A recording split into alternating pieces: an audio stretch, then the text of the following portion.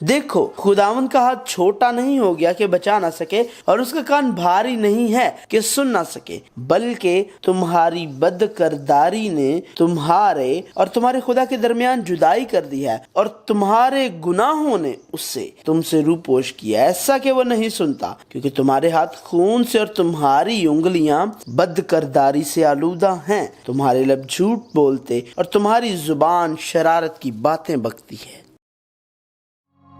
अब्दी और गैर मुतगीर कलाम खुदा। दुआ। खुदा के साथ चलना हिस्सा 1। दुआ हिस्सा 7। हमें क्या दुआ करनी चाहिए? हिस्सा 1। अब हमें क्या दुआ करनी चाहिए पर आए हैं, जिसकी सबसे ज्यादा फिक्र है। ताहम हम क्या दुआ करते हैं इतना अहम नहीं है जितना कौन या हम किससे दुआ करते हैं, क्योंकि अगर हमारे पास कौन की शनाख्त है और हमें किस्से का वाज़ेह अंदाजा है तो क्या का जवाब पहले ही दिया गया है।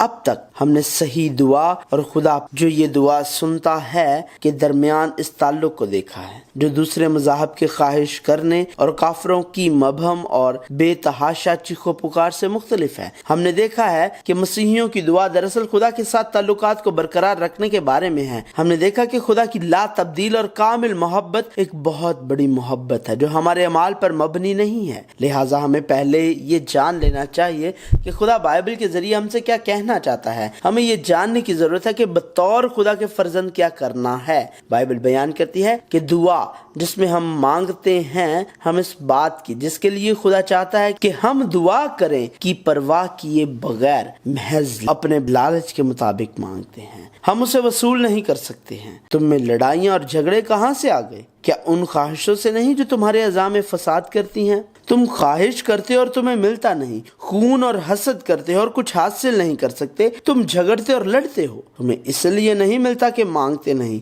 तुम मांगते हो और पाते नहीं इसलिए कि बुरी नीयत से मांगते हो ताकि अपनी ऐशो इशरत से खर्च करो। बहाली के लिए दुआ। खुदा कादिर मुतलक और कामिल है। खुदा हमारी तमाम सूरत हाल और हालात को जानता है। वो चरवाहा है जो हमारी ज़िंदगी की रहनुमाई करता है और हमारा अच्छा बाप है। अल्फाज जितना इजहार कर सकते हैं इससे ज़्यादा खुदा हमसे मोहब्बत करता है। जब हम उसे अपना बादशाह और बाप तस्लीम करते हैं तो खुदा हमेशा हमारे साथ रहता है, हमारी हिफाजत करता है और हमारी मदद करता है। हमें यह जानने की ज़रूरत है कि खुदा की मोहब्बत हमारी ख्वाहिशात पर मबनी गैर मशरूत फ्राहमी नहीं है। अगर हम खुदा के साथ कामिल रिश्ते में नहीं रहते, खुदा से पीठ फेरते और बुतों की इबादत करते और अगर हम बादशाह बन जाए और गुनाह करें तो खुदा के साथ हमारा रिश्ता दुश्वार हो जाता है। फिर खुदा हमारी दुआएं नहीं सुनता और खामोश रहता है। अगर मैं बदी को अपने दिल में रखता तो खुदावंद मेरी ना सुनता। जो कान फेर लेता है कि शरीयत को ना सुने उसकी दुआ भी नफरत अंगेज है। जब तुम अपने हाथ फैलाओगे तो मैं तुमसे आंखें फेर लूंगा। हाँ, जब तुम दुआ पर दुआ करोगे तो मैं ना सुनूंगा। तुम्हारे हाथ तो खून आलूदा हैं। तुम्हारी बदकिरदारी ने उन चीजों को तुमसे दूर कर दिया और तुम्हारे गुनाहों ने अच्छी चीजों को तुमसे बाज रखा। बस तो इन लोगों के लिए दुआ ना कर और इनके वास्ते बुलंद आवाज ना कर और मुझसे मिन्नत और शिफायत ना कर, क्योंकि मैं तेरी ना सुनूंगा। वो अपने बाप दादा की बदकिरदारी की तरफ जिन्होंने मेरी बातें सुनने से इनकार किया फिर गए और गैर माबूदों के पैरों होकर उनकी इबादत की। इसराइल के घराने और यहूदा के घराने ने उस अहद को जो मैंने उनके बाप दादा से किया था तोड़ दिया। इसलिए खुदावंद यूं फरमाता है कि देख, मैं उन पर ऐसी बला लाऊंगा जिससे वो भाग ना सकेंगे। वो मुझे पुकारेंगे पर मैं उनकी ना सुनूंगा। बस तो उन लोगों के लिए दुआ ना कर और उनके वास्ते अपनी आवाज बुलंद कर और ना मिन्नत कर, क्योंकि जब ये अपनी मुसीबत में मुझे पुकारेंगे मैं इनकी ना सुनूंगा। और खुदावंद ने मुझसे फरमाया कि इन लोगों के लिए दुआए खैर ना कर, क्योंकि जब ये रोजा रखें तो मैं इनका नाला ना सुनूंगा। और जब सोख्ती कुर्बानी और हदिया गुजराने तो कबूल ना करूंगा, बल्कि मैं तलवार और काल और वबा से उनको हलाक करूंगा। बस मैं भी कहर से पेश आऊंगा, मेरी आंख रायत ना करेगी और मैं हरगिज रहम ना करूंगा। और अगरचा वो चिल्ला चिल्ला कर मेरे कानों में आओ नाला करे तो मैं भी उनकी ना सुनूंगा। कि ऐ आदमजाद, इसराइल के बुजुर्गों से कलाम कर और उनसे कह, खुदा यूं फरमाता है कि क्या तुम मुझसे दरियाफ्त करने आए हो? خدا فرماتا ہے مجھے اپنی حیات کی قسم تم مجھ سے کچھ دریافت نہ کر سکوگے۔ اس نے کہا لیکن وہ شنوا نہ ہوئے بلکہ انہوں نے گردن کشی کی اور اپنے کانوں کو بند کیا تاکہ نہ سنیں، اور انہوں نے اپنے دلوں کو الماس کی مانند سخت کیا تاکہ شریعت اور اس کلام کو نہ سنیں جو رب الافواج نے گزشتہ نبیوں پر اپنی روح کی معرفت نازل فرمایا تھا۔ اس لیے رب الافواج کی طرف سے قہر شدید نازل ہوا، اور رب الافواج نے فرمایا تھا جس طرح میں نے پکار کر کہا اور وہ شنوا نہ ہوئے اسی طرح وہ پکاریں گے اور میں نہیں سنوں گا۔ لہٰذا اپنے آپ کو اس میں وسرجت کرنے سے پہلے کہ ہم کیا چاہتے ہیں اور اسے کیسے حاصل کرنا ہے، ہمیں یہ جاننا چاہیے کہ آیا خدا کے ساتھ ہمارا رشتہ مکمل ہے یا نہیں، اور خدا کے لوگوں کی حیثیت سے اپنی زندگی کو بحال کرنا چاہیے۔ ہمیں پہلے اس بحالی کے لیے دعا کرنی چاہیے۔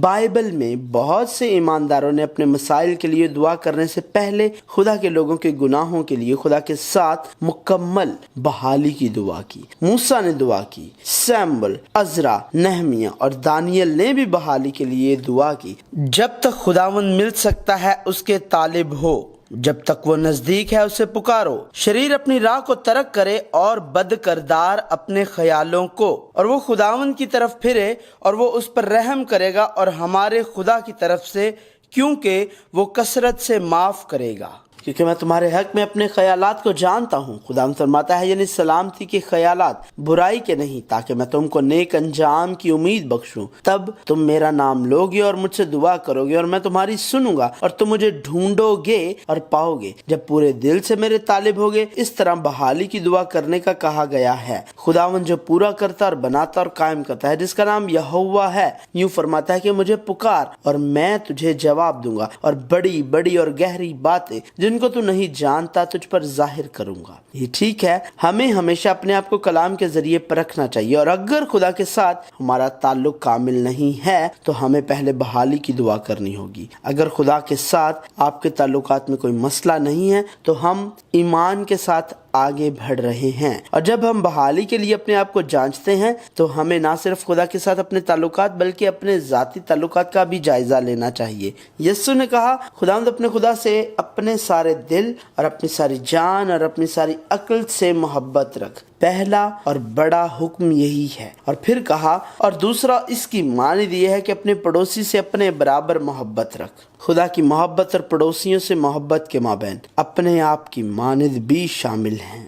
حیرت کی بات یہ ہے کہ بہت سے لوگ خود سے محبت نہیں کرتے ہیں۔ ہر کوئی جو شیخی مارتا، دکھاوا کرتا یا تکبر کرتا ہے وہ خود سے پیار نہیں کرتا ہے۔ جب ہم اپنے بارے میں پر اعتماد نہیں ہیں تو ہم بڑی بڑی باتیں کرتے اور دکھاوے کرتے ہیں، تاہم بائبل میں خود سے پیار سے مراد خدا کے نقطہ نظر سے محبت کرنا ہے۔ اگرچہ بیرونی صورتحال اور حالات باقی ہیں، وہ لوگ جو جانتے ہیں کہ قادر مطلق خدا خالق ہم سے اس حد تک محبت کرتا ہے کہ وہ ہمارا باپ بن گیا اور اپنے اکلوتے بیٹے یسوع مسیح کو صلیب پر ہمارے گناہوں کے لیے مرنے کے لیے دے دیا، وہ دنیا میں موازنہ اور کم ظرفی کے احساس کے ساتھ حوصلہ شکنی نہیں کریں گے۔ اب وہ دنیاوی معیار کا شکار نہیں ہے، کیونکہ ہمارے پاس آسمان میں ابدی زندگی ہے۔ ہم اس عارضی دنیا میں نہیں گر سکتے، اور اگر ہم گر بھی جائیں تو ہم دوبارہ کھڑے ہو سکتے ہیں۔ یہ میری خود کے ساتھ بحالی ہے۔